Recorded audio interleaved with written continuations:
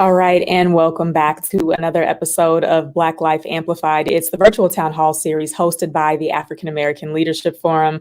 My name is Brittany L. Wright with Insight News, and before we get started, I want to give a very special thank you to our sponsors, which include the Minneapolis Foundation, Northpoint Health and Wellness, and Children's Minnesota for making this town hall possible. I also want to thank our community partner organizations, which include Northpoint, Children's Minnesota, Insight News, Gray Matter, the Minnesota Spokesman-Recorder, and Minnesota Community Care. Now, if you didn't get a chance to watch this past Wednesday's show, we talked about the recent events that have taken place in our state, everything from COVID to the murder of Dante Wright and the recent verdict within the Chauvin trial. To view the full conversation, you can go to the African American Leadership Forum Facebook page or YouTube channel. Now, we normally don't have shows on Fridays, but we're doing a special episode of Black Life Amplified just to focus on the recent events that have taken place in the city, but with a wellness focus. There's so much that's happened that we need to make space for, everything from Dante Wright, just a 20-year-old Black man being murdered at the hands of Brooklyn Center Police Department. He was laid to rest yesterday, just 2 days after the verdict of the Chauvin trial. Moments after the Chauvin verdict was announced, a 15-year-old Black girl in Ohio was shot and killed by the police. And within the past few days, there was yet another officer-involved shooting in North Carolina. 40-year-old Andrew Brown lost his life also due to the hands of law enforcement. So needless to say, the past 4 days have been a complete roller coaster. The past few weeks of this trial have triggered so many traumatic memories for Twin Cities residents. And for the majority of Black America, we're just continuously reminded how desperate our nation is for change, how far we have to go in our fight for justice.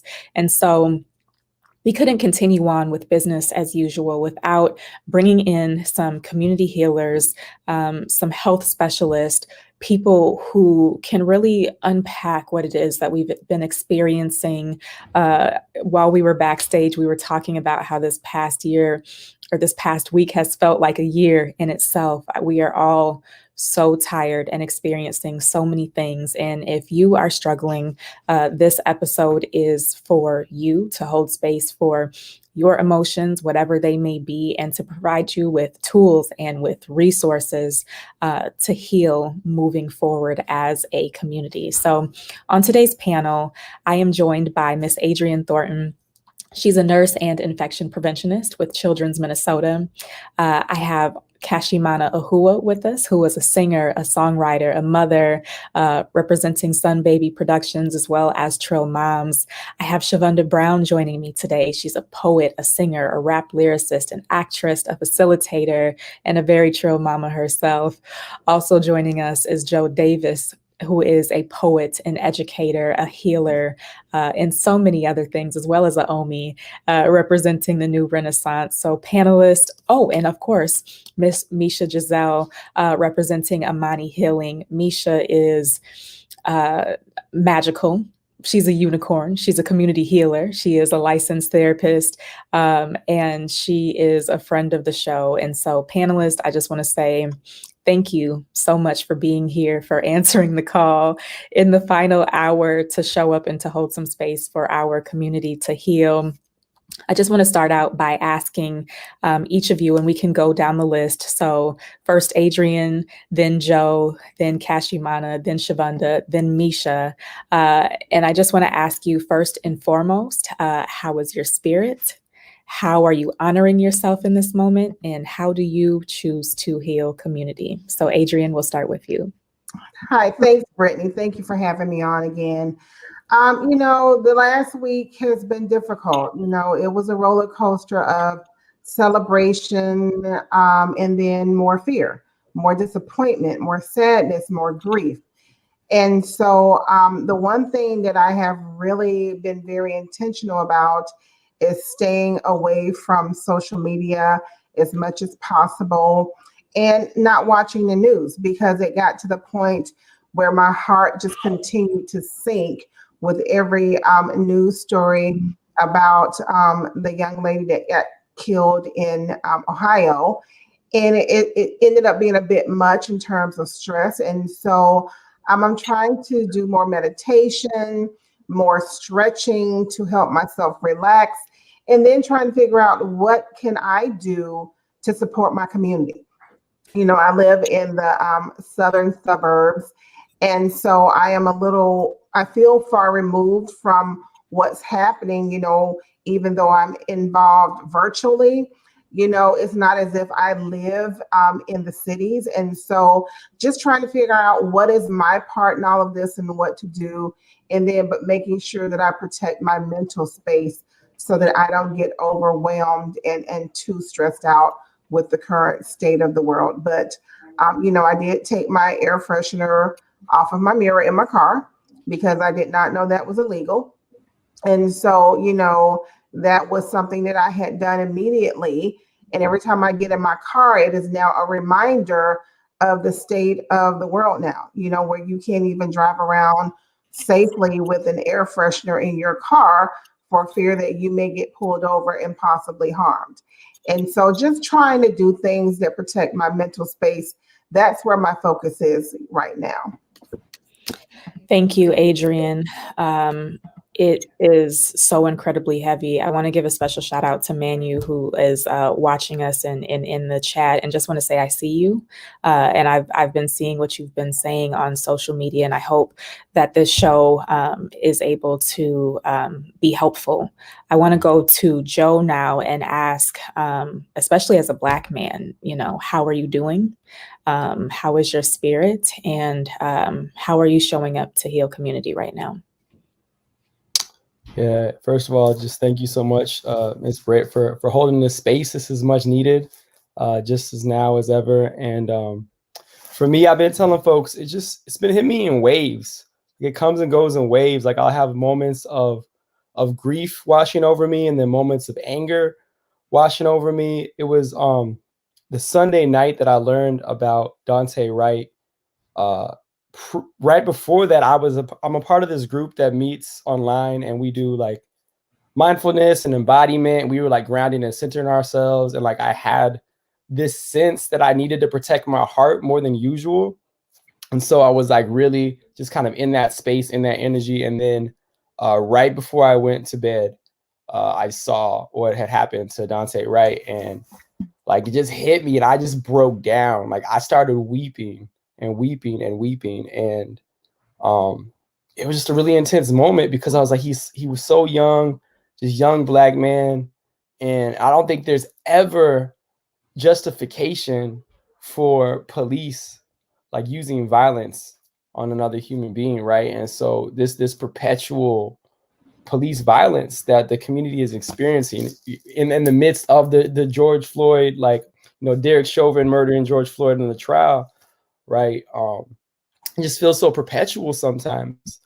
But I'm really grateful that I do have people around me who can hold me and people who can remind me of how valued and how loved I am. And I have like mental health and self-care practices that I lean on. Like without those things, I wouldn't be able to make it, for real. Like I know I have to insist on my self-care because this system is not going to care for my Black body. So I have to I have to prioritize that. I have to center that each and every day. And that's what's been helping me get through all of this, is like having practices of like prayer and meditation and staying connected to the community. And one of my practices that I'm really, really intentional about is I actually don't watch the videos of Black bodies being brutalized. Like I to this day, and some people think this is wild that I've been able to do this, but to this day, I have not seen the video of George Floyd because I personally refuse to watch Black bodies be brutalized. Like I know there's different reasons and people maybe need to process or they want to honor or whatever the case may be. But for me and for my mental health, like I'm not going to sit and perpetuate, that type of imagery. And so that's one of my practices that I have. And just as the sister just said, I took off everything off of my windows in my car too. That's just another thing on the list that we have to make sure we're not doing, because we don't want to give officers any excuse to pull us over. They already use whatever excuse they can make. And so we have to try to eliminate any of those as possible. But for me, it's just been really about staying centered and grounded, prioritizing my self-care and loving on the people around me. So, yeah. Thank you, Joe. Mhm. I really love you said the system, is not going to care for my Black body, so I have to, and I think Mhm. that's so profound and so true that we each have a responsibility to care for ourselves because we can't rely on any external system, Mhm. force, or even person to do it for us. Healing is definitely a personal responsibility. I want to go to, I believe Kashimana was next and ask, how is your spirit and how are you showing up to heal in this time? Oh, you're muted. I just clicked that to unmute myself, but here we are. Hi. Yeah, thank you for inviting me to this space. I'm happy to be here and happy to share. And for me, my spirit has been, weirdly enough, it's been calm, but in a kind of time shifting flux kind of way. So there's been days where I've been like, what day is it? What day is it? I mean, first of all, we're already in a pandemic, but with the trial, with Derek Chauvin's trial, I couldn't watch. Every time I tried to watch or listen, I just would, find myself getting angry, getting upset, or being like, why aren't they asking more questions that make sense? It did not make sense to me that we were doing this huge trial for something that was so obvious to me that he's guilty. But so going through that roller coaster and then finding a way to stay calm with all of that going on, and then with Dante Wright happening, being murdered and killed and being so young, it just hit me a different way too. So on top of that, just dealing and processing that, and that brought up more emotions in me. And I found out that, okay, I couldn't sleep well.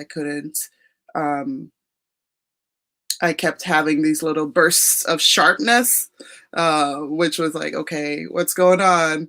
I meant to react this way. I was feeling calm. I meant to react this way, but then now my energy or my sharpness level went higher than I thought I had control over.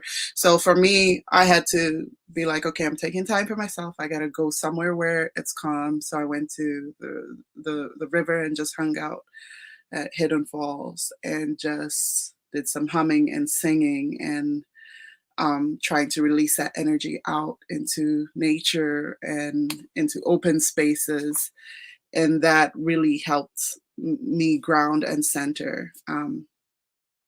And that made me feel a little bit differently. Yeah. And so in my spirit, I feel pretty good right now, but it is a lot. And I think realizing that it is a lot and really listening to ourselves as we process is a huge part of um, staying well and healing during this time. Definitely. Nature is so important. Nature is so important. Yesterday was Earth Day. And I think sometimes we forget where we've come from in the sense that a part of our healing is in connecting with the earth. And it's hard, especially living in a more urban area, to do that, and then when you go outside and you see the increased presence of military vehicles and police officers, it can make you want to stay even more internal and in the house, and like outside isn't safe, and when we see people being killed who look like us for a myriad of different reasons, right? Because all of it is unreasonable, but whether they are walking, driving, in their driveway, going for a run, it's like, well, where is our safe space? And so I really appreciate you lifting that up, Cash, that it is incredibly important and necessary for us to be able to reconnect with nature. Joe shared with us backstage that he's actually at a cabin right now, and so we were talking about Black people just being able to get away and experience something outside of our normal, and how that can be a really helpful process to us resetting. I want to go to Shavonda now and ask Shavonda, how is your spirit and how are you healing in this moment? And you're on mute. Aren't we always on mute? I think my spirit is in a constant roller coaster of trying to find the balance and the joy and maintain joy. I think how I'm using this time right now to heal, and the practices that I'm using to heal right now are to set the tone. I set the tone with healing instruments in my home. The drum, the singing bowl, chimes, bells. I use frankincense to clear the air, to clear the space, to clear my aura, my energetic field.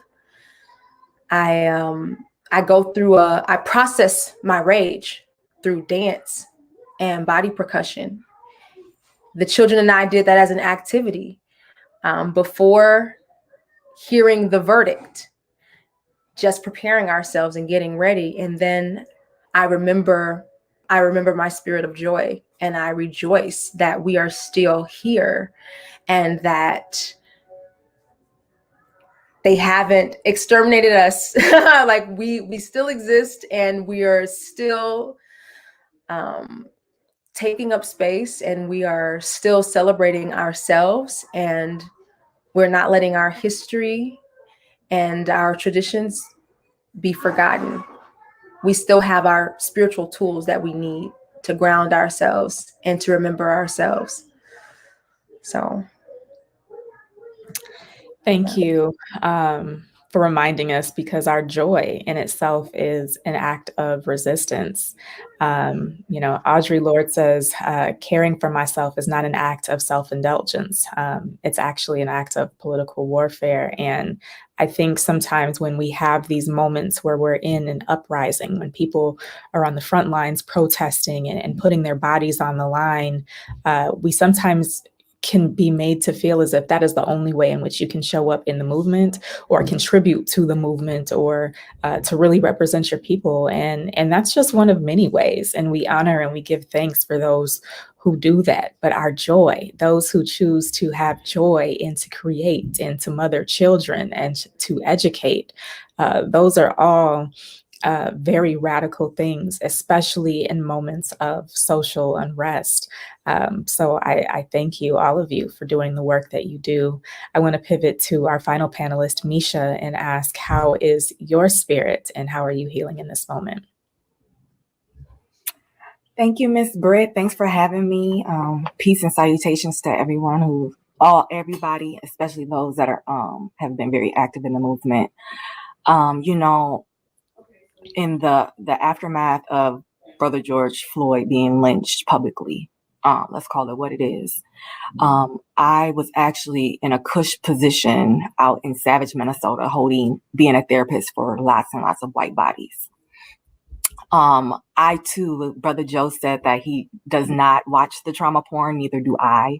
I accidentally saw the video of Dante Wright, and it breaks my heart.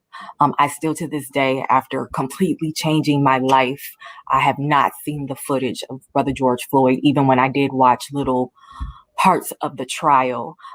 When I heard that the footage was coming on, I would cover my ears or I would leave the room, because I just don't need that. My body keeps the score. I am definitely one of those people. And so I hold trauma in my vessel, in my avatar. And so I was one of the people that were out there in the trenches on 38th in Chicago, praying with people, meditating with people, smudging people. Like I said, I changed my life. I resigned from a position I was at for 6.5 years with white therapists. I was the only therapist of color. And I was uncomfortable. I said, enough is enough. My people need me. And so I just have dived headfirst off the cliff. And I just came into this world of I'm showing up for my people. However, I don't care if I make a dime. The money ain't even my business. This healing is my business and my life's work and my passion. So for a lot of people, doing this work is really exhausting and depleting, which it is.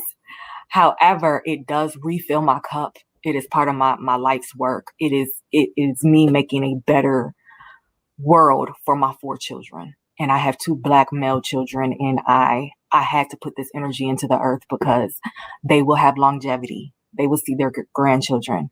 And so what I've been doing is being a conduit of healing. I do a lot of things in the spiritual realm. So a lot of drumming, a lot of meditating, chanting, smudging, spiritual cleanses. I created something called Misha Magic Hour during the Chauvin trial, where I would allow people to just come on my platform and just dump however that looked for them. We would take collective breaths. I would pull lesson and guidance cards, and we would just vibe out. And that was our sacred time during the week, during the Chauvin trial. And last night was my last Misha Magic Hour, and it was even powerful that we made it to the other side, because we did a collective sigh when we heard guilty on all charges. Swallowing that, taking that, and then to turn around and get gut punched with Dante Wright.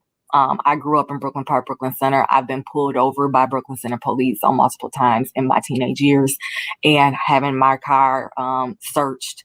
It was all re-triggering, re-traumatizing. And I'm like, here we go again. I mean, we can't catch our breath. But at the same time, I'm going to stay in this fight because I must. My ancestors stayed in this fight. If I don't stay in the fight, who will? I can't rely on my white allies and accomplices. I got to be out there. I got to be out here getting to my people and doing the work.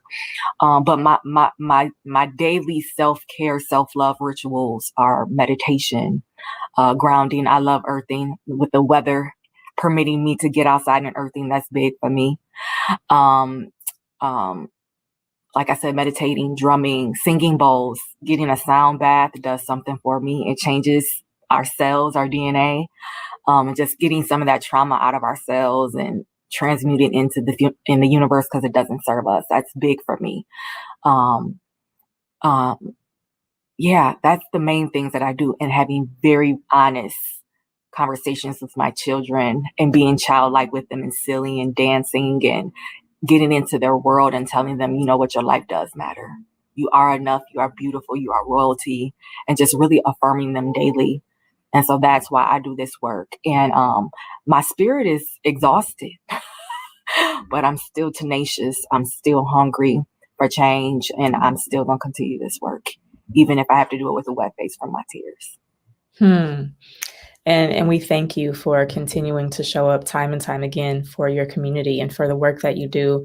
I want to ask you a follow-up question, Misha. You talked about your children and affirming that they will live to see their grandchildren, and you know, you have girls and you have boys. And I'm curious, as a mother, what conversations are you having with them to help them process this moment? And I know, you know, some are teenagers and others are younger, but, you know, do you allow them to watch the trial? Are they aware what's happening? And if so, how are you helping them process?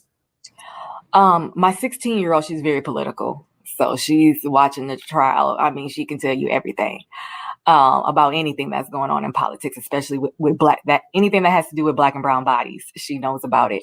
Me and her have this very open dialogue, and she's a triple minority. So I have a youth that's queer, Black, and female.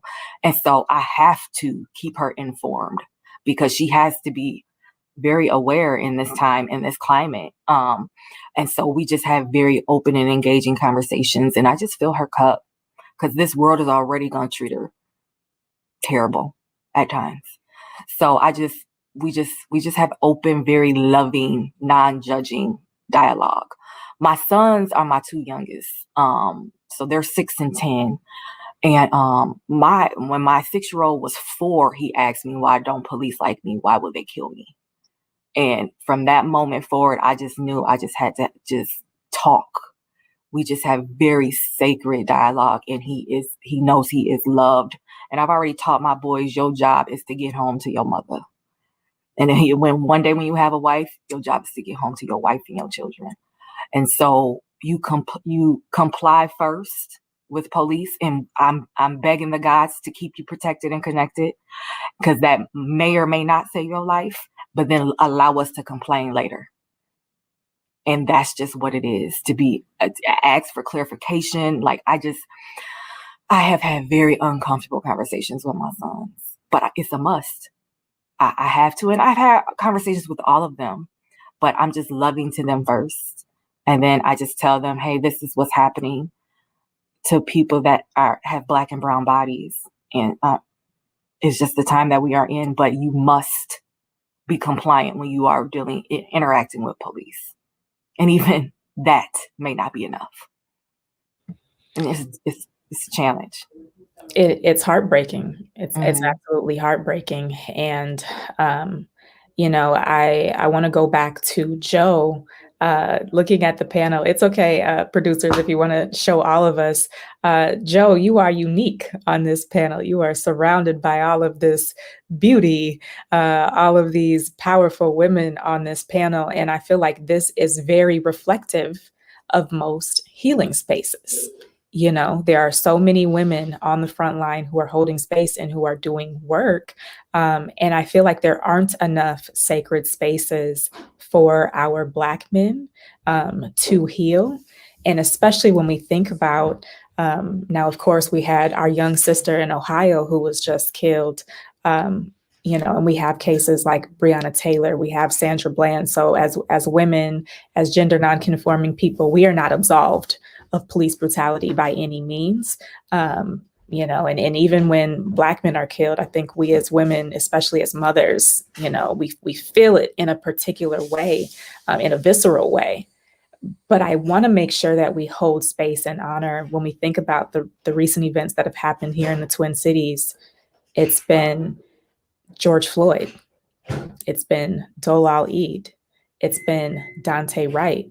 It's been Philando Castile. It's been Jamar Clark. These are Black men, you know, and I can't speak on the experience of a Black man because I'm not one. So if you can share what your experience is like to witness these things as someone who looks a lot like you, and also what can we be doing to make sure that more Black men have more safe spaces to heal, to process, to feel safe, to cry, etc. Yeah. Like first and foremost, I just want to express like deep gratitude and deep love for all the Black women in the space right now, because I can honestly say I would not be who I am if it wasn't for Black women. I always say that, you know, I talk a lot about Black boy joy, but there would be no Black boy joy if not for Black girl magic. We came from that. Yes. The reason that we are who we are is because of y'all. And so, you know, shout out to all the Black women of the world, especially my mama, you know. And when it comes to like these experiences of police violence, like it is haunting at times. I was just telling my spouse, you know, after we were processing Dante Wright, I was like, there's this like pervasive thought in the back of my mind that anywhere, anytime, like an officer could take me out for no reason at all, right? And make up a reason. That's a haunting thought, right? And that's just the reality of it. But also, just as so many have already expressed, like it's important that we stay grounded and centered in who we are and in our joy and in our community, because that in and of itself is an act of revolution. My existence is persistence, right? I don't even say resistance anymore. I say persistence, because I'm determined, not deterred, to exist and to persist with my joy, with my compassion. And when it comes to Black men, like healing, I totally see that we're not in a lot of these spaces, right? But what has been like the most profoundly transformative for me is giving myself permission to feel and to be vulnerable and to cry when I need to cry, to experience anger when I need to be, you know, angry, but like experience all of the emotions, the full spectrum of emotions, because so much in our culture and our society doesn't normalize men expressing their emotions, right? It's stigmatized, and there's shame around it. And, you know, we have all these gender expectations, but they're not serving us. They're not serving our higher purpose for our health and well-being.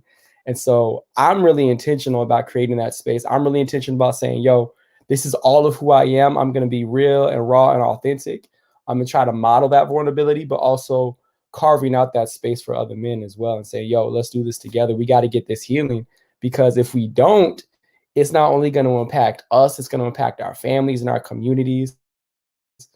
Because trauma that's not processed, trauma that's not transformed is transferred, right? And that's just the reality of it. Hurt people, but heal people. And that's just a lifelong journey and practice. And so I try to invite as many of my brothers as I can on this journey with me. We gonna get this healing. We gonna get it together. So that's why it's so important to me, because I've seen how it impacts my family and my friends, and especially myself too. So yeah, that's what it's all about for me. Hurt people, but healed people, heal people. I love that. And so we have to be healed so we can continue to pass that along and to be that. Shavonda, I want to go back to you. You recently participated in an event earlier this week with Radical Black Mothers, Trill Moms, a few other family-based organizations, Black Family Blueprint, talking about maternal healing in this moment. I also have been shielding myself from a lot that's been going on, just to make sure that I can be well and whole. But while I was driving this morning, NPR played a clip of the audio from Dante Wright's funeral, you know, so I accidentally ingested some content. And by the time I made it from the daycare to the red light, a couple of feet away, I was already just in tears hearing the grief of Katie Wright, Dante Wright's mother. Can you explain, when you see things like this happen, where Black people lose their lives, when we witness, you know, a mother have to bury her son? What really, I think, got me is she said, this should have been in a completely different order. He should be burying me. I should not be burying him. As a mother, I've had a visceral reaction to that. As a mother, for you, when you see these things happen, how do you process it and navigate through that?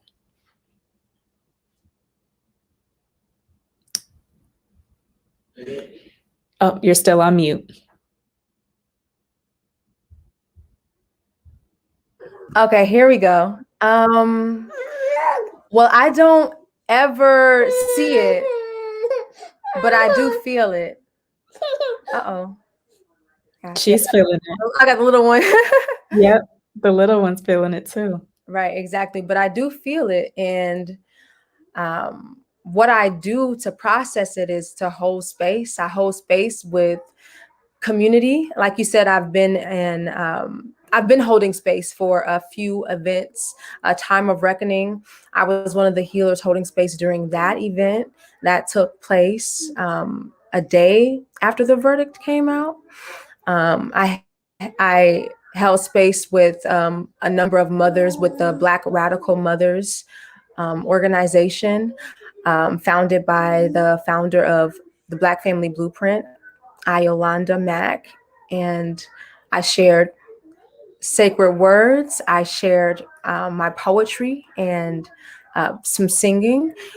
And so for me, it's just a matter of going back to those practices and those rituals of healing to process things. Like I said, through the dancing, you know, through the rage, crying, a river of tears to heal, as Queen Afua would say. And then going back to that joy, remembering that joy and being with my children, listening to my children, following them, and engaging with them, and keeping my focus with them, because they, just as I influence them, they influence me.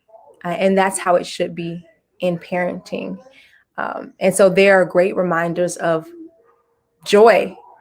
And so I watch them and I get inspiration from them. And the cycle continues. Now, you mentioned Queen Afua. You're currently doing some work. You're on a journey right now to deepen your spiritual and healing practices. Can you share with us, who Queen Afua is and what you're doing, and maybe that will inspire some other people to go on a journey of their own? Queen Afua is a queen in Brooklyn, and she is a healing practitioner. She is just a master teacher of the healing arts, and she's been doing this work for 50 years, beginning with herself. She's the author of Sacred Woman, of Heal Thyself, and a couple other books. And she is a light and a beacon, and for me, a reference of much of the healing work that I do. And yeah, I encourage everyone to check her out. Yes, definitely. Many of us are in the process of reading or rereading Sacred Woman. I also recently purchased Woman Heal Thyself. It's because of Queen Afua that I was connected with Lauren Vanderpool and was able to start my vegan journey and a process of wellness and thinking about using food as medicine. And I think sometimes we don't always realize how our physical bodies play a significant role in our mental and emotional processing, and so if we can do the work to keep our bodies clear and void of toxins, when we experience traumatic experiences, we're able to process them with a little more clarity. And this doesn't necessarily mean you have to be vegan to do that, but it's about making conscious choices so that we can be physically well. For other people, it may be yoga or meditation or exercise or grounding, just getting outside and sitting down on the ground and connecting with nature. Our physical health is so incredibly important. And when we don't honor our physical bodies, our mental can suffer, and vice versa. When we don't honor our mental and emotional health, somebody earlier mentioned the body keeps the score. And that's literally what happens. So we can often have physical manifestations to our emotional experiences. And one of the ways, Misha mentioned this earlier, one of the ways in which we can heal ourselves is through sound healing. We can literally change our DNA through sound vibration. So I want to pivot to Kashimana. Can you talk to us about the healing work that you do and how music can play a vital role in us really being able to heal ourselves? Well, I did manage to listen to the funeral service, some of it, while running errands. And one thing that really, I know it's always strikes a chord, is gospel music has a special place in my heart and a special vibration for me. And just listening to those voices sing, lift every voice, and listening to the choir sing all the different selections. I can't think of all the different names right now. Really did make me feel great and amazing. And everybody has the music that makes them feel good, that makes them feel connected, that makes them feel like they're connected to something bigger. And I encourage that that music, that you listen to that music that lifts you up. For me, I started a Instagram Live, Facebook Live. Sometimes it's on Facebook, sometimes it's on Instagram. It really depends on how much juice is on my cell phone at the time. But every Tuesday, it's called Singing Humming Mummies, and on my Instagram, _Kashimana. And the goal is to hum and to sing with myself, sing with my daughter a lot of the time.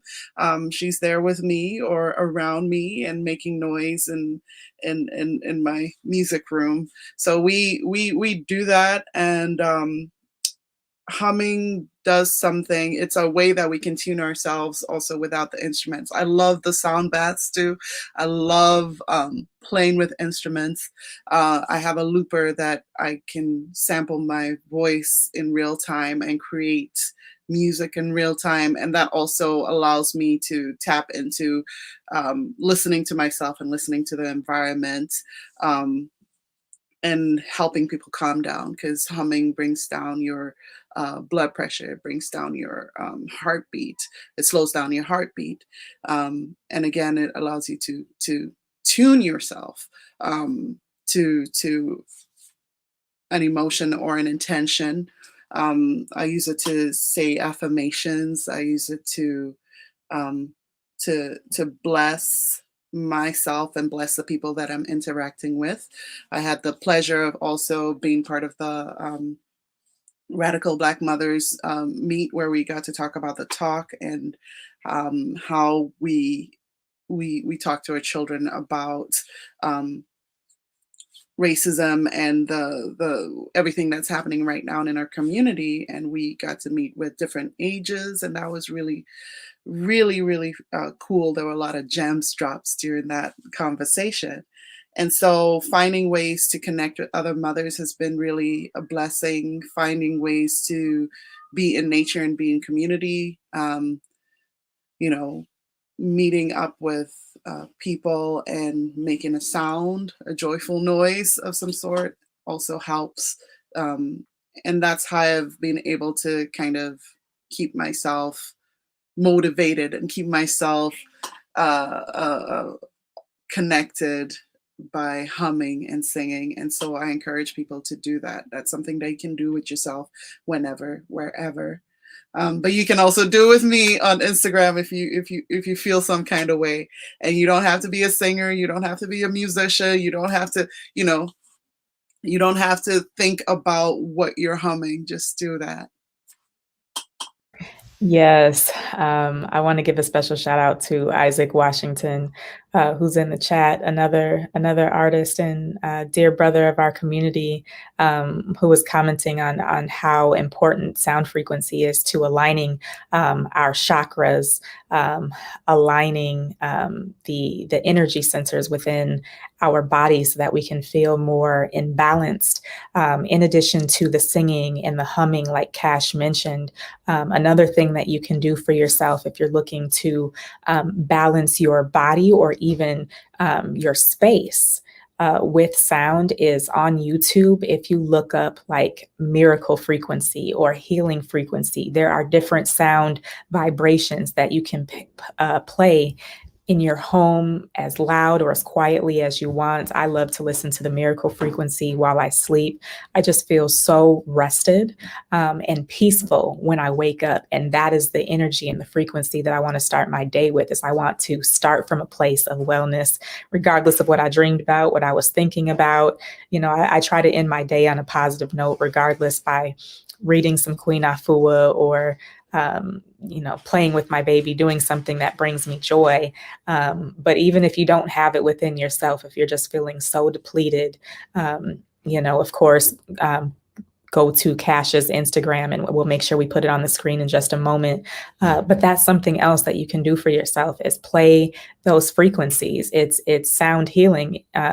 Yes. Shout out to Narita. It is Dr. Hughes. Music is healing. Absolutely healing. It's the reason why I became a DJ. People couldn't figure out at the time why I was getting trained by Dr. Joy and being a DJ in nightclubs at the same time. And it's because I wanted to bring wellness to people regardless of where they're at. Because not everybody's going to go to church. Not everybody's going to go to a therapist, and sometimes we have to meet people where they're at. I do want to go now to Adriene. We were talking earlier about physical manifestations in the body, our emotional response to trauma, and how that can impact our physical wellness. As a nurse and infection preventionist, you've been working tirelessly to prevent COVID and to give people information on, how to stop the spread of this disease. But I think something that we forget is that when we are stressed, how that weakens our immune system and makes us more susceptible to COVID, the flu, pneumonia, insert all the things. So Adriene, can you talk about the impacts of stress on our health and the correlation to that, given that we're in a pandemic?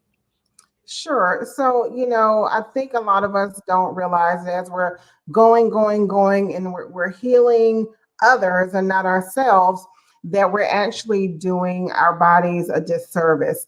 And so when you have that continual stress, the continual emotional strain, it changes your cortisol levels, and that it has a direct impact on your heart, on your brain, on your liver, on your organs, but most importantly, your blood pressure. And so, as we know, Black people tend to have more cardiac disease, heart disease, and blood pressure and diabetes. And all of those things are impacted when the body is stressed. Your body doesn't respond as well as it should, even with medication. And so, what you end up seeing is we have more people dealing with illness than they would have been before. And so I'll give you a prime example. Like you said, I have been kind of burning the candle at both ends, working my full-time job, going to school, trying to run vaccine clinics. And about a week ago, my body responded. And it ended up with me in the bed for a week, in the emergency room, more medication for my hypertension. And this is with me trying to eat healthy, exercise as much as I can, with the few hours I have in a day. But I just, I had a week where I was literally working 14-hour days, up all night studying, and just running, taking care of my kids, taking care of this, and I didn't take care of me. And my body responded in just. So we have to make sure that we continue to take care of ourselves. We have to do what we have to do for our mental health. If our mental health isn't good, then our physical health won't be good. And so especially if you already have any of the comorbidities that impact the Black and Brown community so much, hypertension, heart disease, diabetes, you especially need to take extra care of yourself. Because if you continue to take care of everyone else and not yourself, you won't be around much longer to help take care of everyone else. And so just making sure that we take time to do all of the things that we've been talking about today. I've actually made some notes. I am not familiar with Queen Afua, but I will be researching her starting today. And I am going to start humming every night before I go to bed, because that is the one thing that I realized about myself is I have a hard time turning off at night. And so I go to bed and my mind is just everywhere. All the things I have to do tomorrow, all the things that I should have done today. And so I've been using different apps to help me sleep, but I still struggle. And so we have to start, turning inward, looking at ourselves and saying, what do I need so that I can continue to heal, so that I am able to help others heal? Because if you don't do that, you're not going to be able to help anyone heal. And, once I started feeling better and I was able to get out of the bed, I discovered, because I love music. And so like all of our other panelists were saying, that they're singing and they're dancing. And so last Saturday, just out of nowhere, I put on Stevie Wonder's Songs in the Key of Life. And if you are not familiar with that album, it was done in 1976. It was a double album. So I don't even know if our younger people know what albums are, but it was double-sided, 2 albums, enough songs to get you through like an hour and a half, 2 hours of your life. And I danced my way through the whole Saturday, totally forgot how healing that album is, because he very intentionally spoke to what we were dealing with in 1976. The sad part is here we are dealing with it again in 2021. And so I have had that album on repeat for the last week. I wake up to it every day. I dance to it, in the middle of the day when I start feeling myself getting stressed. And to remind myself of how great and wonderful we are as a people, I have been listening 3 or 4 times a day to the song Black Man that is on that album, because in 5 minutes or less, Stevie Wonder gives us a full history of the United States. He tells us about everyone, the black man, the red man, the yellow man, the brown man that built America, or the United States, because we're not all of America. But I needed that reminder, because sometimes you get so emotional and so inundated with the negative, you kind of forget to rejoice in your greatness. And so rejoicing in that greatness on a daily basis has been so helpful to me on my healing journey. And so when I start to feel stressed, I'm like, let me remember how great we really are and all the things that we collectively have done for this country. And it just makes me feel better. And so I recommend that everyone take just, 5 or 10 minutes out of your day to focus inward and focus on you, focus on your healing, so that you can continue to be here to help others heal. It's so funny that you mentioned that, Adriene. I was playing that same album over the weekend with my parents, and it's heartbreaking. Stevie Wonder actually either moved or is planning to move to Ghana because he's just so tired of experiencing this same thing over and over again. And of course, he is a very wealthy musician and has the liberty and the privilege to do that. And we may not, but what we can do is make change right here where we're at, and it starts at home with us. Joe, as well as myself, have had the honor and privilege of being trained by Dr. Joy Lewis of Joy Unlimited and the Healing Justice Foundation. Another tool that I learned from her is hand over heart meditation. And so if you're able to place your hand over your heart, I'm doing it over my shirt, but skin to skin, put your hand over your heart and hold it there. That allows you to actually calm your nervous center down. So if you're feeling anxious, if you're feeling depressed, if you're feeling all over the self, a lot of times it's because your nervous center, your nervous system is not in a place of wellness. It's not in a resting state. And so by simply putting your hand over your heart and being still, focusing on your breath, that's another way in which you can physically calm your body and help yourself mentally and emotionally to get to a healed place.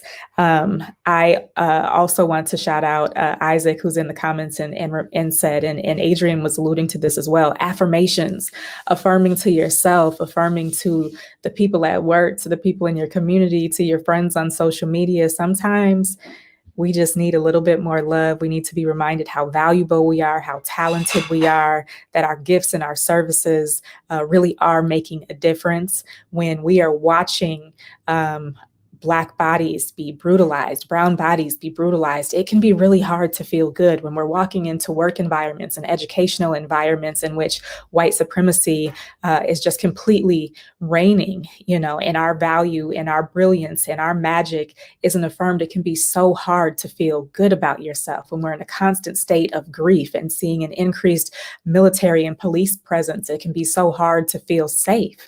And so sometimes we have to do the work to affirm ourselves, to encourage ourselves, and to encourage one another and say, hey, I see you.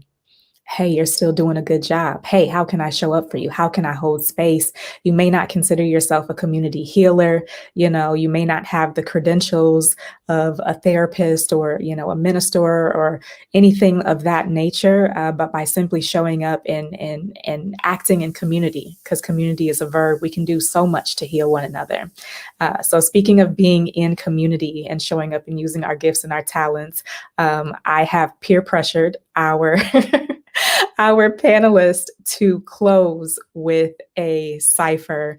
So I'm not sure if we can get all of the panelists on the screen for a moment. Really quick, if everyone can just give their contact info or a resource of where people can go to get more healing, and then we can close out with the cipher. So Adriene, if you could tell us, where can people go get more information about COVID, get tested, get the vaccine, all that good stuff? Yep. So Northpoint Wellness is an excellent resource for COVID testing, for the vaccine. There is also going to be a vaccine clinic this weekend in Brooklyn Center. Actually, it's going to be today and tomorrow. So check social media for those dates, times, and locations. And if you have any questions, reach out to the Minnesota Department of Health. They can help you find what you need. That's right. Thank you. And of course, we've got a COVID-19 hotline and the website to Minnesota Community Care if you'd like additional resources as well. Joe, I love the shirt, May the Revolution Be Healing. Shout out to Dr. Joy for that. Tell us, where can people find more of your work or get connected with other healing opportunities within the city? Oh, you're on mute. There we go. Yeah. If you want to connect with me, you can check out joedavispoetry.com or Joe Davis Poetry on any social media. I'm pretty active on all platforms, Facebook, Instagram, Twitter, all of that. And then I'm also part of a grassroots squad of folks called H Cubed, which is Harrison Healing Harmony. We started in the Harrison neighborhood of North Minneapolis, but then we changed it to Hope Healing Harmony because now we're moving all over the Twin Cities. We just hold healing space through music and poetry and through the arts. And so if you just look up H-CUBED on Facebook and on Instagram, you can find the squad out there. So, yeah. Perfect. Kashimana, where can we find you? Hi, you can find me on Instagram. It's right there. Yay. You can also find me on Facebook and just connect and say hello, and we'll go from there. You can go to my website if you want to do old school, kashimana.com. And I wanted to say that Hand Over Heart was just touched me so deeply because that's how I listened to the verdict. And I was so glad I had that going because, man, all the emotions that came through, I cried so hard. But yes, come through on my IG to get the hums, and we'll see you in community in town with Trill Moms, with Black Radical Mothers, and any other community events that we host. Yes, and we're doing a healing space. When is it? On the 21st? What? I can't remember the date. I'll follow Trill Moms and we'll announce it. We're doing Trill Moms coming up. Yeah. No, I know we're doing something together on Mother's Day weekend. So yes. So more details to come on that. Shavonda, where can people find you and get more healing resources? People can find me on Instagram, Shavonda Thunder. You can find me on Facebook, Shavonda Brown. Follow me on Facebook, Shavonda Brown. And where you can get more healing is yourself. You always have access to yourself. Like you said, hand over one, but words of affirmation is another. You can always speak words of affirmation to yourself and words of healing and power to yourself, and change the sound, vibration and frequency through sound with body percussion. Yes. And we're going to get to some body percussion in a moment. Misha, where can people find you and get more healing resources? So you can, I'm very active on Facebook. So Misha Giselle on Facebook, that's where I do Misha Magic Hour. I do a lot of lives. I do a lot of healing through singing bowls there. And then also, you can also find me at my website, which is amanihealing.com. Perfect. And I do want to give a shout out to my brother, Isaac, Wordplay. If you look up Wordplay for You to Heal, he's another healer and artist and community and just a great human being and has lots of healing, relaxing content. So check him out as well. So, okay, panelists, I know we're over time, but if you could just give us like 1 or 2 minutes of little Misha got her sound bowls, you know, if we can close out with a little sound bath cipher of some sort. Yes. Misha, you want to kick it off? Started. You want me just to start? Yeah.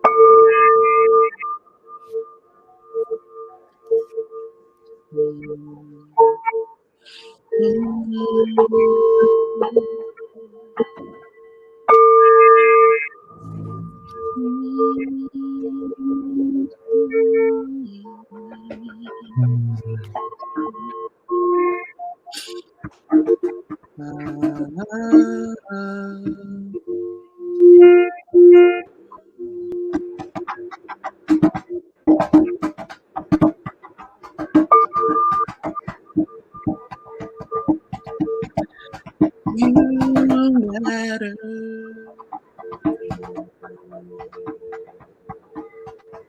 This is not to entertain, but to intervene. Into veins, into bodies, and into brains. Shift the system and the mental state. For those who benefit, to those who've been enslaved, this isn't a game.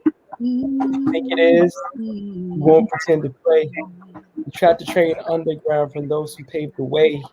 We're the answer to the ancestor prayers prayed. We the village you can't kill us to the spirits to remain. We here today to heal the pain. No weapon formed against can penetrate, just ricochet. This here is for the fam, not the fans. Unless you paying to fan the flame, don't need a gun. I got a band that you know that we can bang.